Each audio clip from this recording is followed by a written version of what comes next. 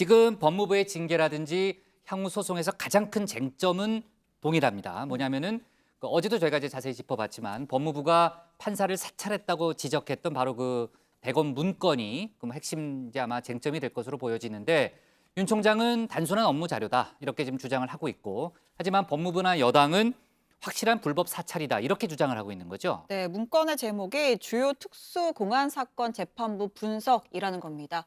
윤 총장 측은 검사도 공소유지를 위해서 재판부의 재판 스타일을 알 필요가 있다라면서 일선청에 조언을 하기 위해서 대검 반부패 강력부와 공공수사부에 전달한 참고용 자료일 뿐이다라고 했습니다. 그러면서 이 대부분의 내용이 법조인 대관이나 언론에 공개된 내용이라는 점도 강조를 했는데요. 다만 새 편과 관련해서는 공판검사 입장에서 본 판사들의 스타일에 대한 평가였는데 예를 들어서 재판 진행이 시원시원함, 변호인의 주장을 많이 들어주는 편이라거나 주관이 뚜렷하기보다는 주변 분위기에 영향을 많이 받는다라거나 재판에서 존재감이 없다 이렇게 좀 주관적이거나 당사자가 듣기엔 좀 기분이 나쁠 수 있는 그런 평가도 담겨 있었습니다. 그러다 보니까 민주당에서는 이 같은 문건을 공개한 윤 총장 측의 인식도 용납이 안 된다라고 지적했습니다. 인권 무감각증도 정말 놀랍습니다. 이게 익명 처리는 했습니다만은 이건 누구나 다 알 수 있는 이미 언론에서는 어떤 판사인지 실명까지 다 지금 파악해서 공개가 되고 있는 마당인데 이 특정 재판부, 특정 판사들의 명예와 관련된 내용이 잔뜩 적혀 있는 이런 내용들을 이렇게 겁없이 공개할 수 있는지 이 점도 놀랍습니다.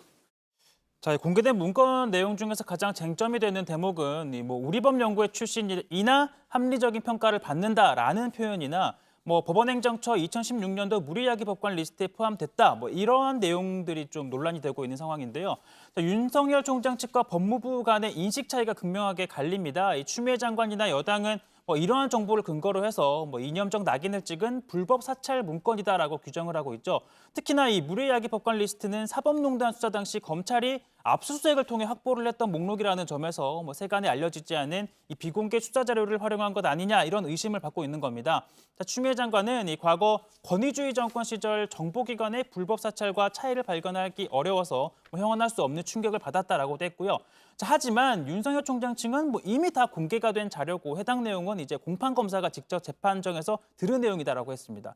그렇기 때문에 이미 공판검사들 사이에 알려져 있었다며 이 여권의 사찰 주장을 부인했고요. 그리고 조금 전에 윤 총장 변호인인 이완규 변호사도 입장을 냈는데 지속적으로 동향을 파악하거나 불이익을 가할 목적으로 작성된 문건이 아니다라고 강조를 했고 또 서울고검 공판업무 매뉴얼에 보면 이 재판부별 이 재판 방식에 편차가 있기 때문에 재판부별 특성을 파악해서 적절히 대처해야 한다라는 내용이 있다 이렇게 주장도 합니다.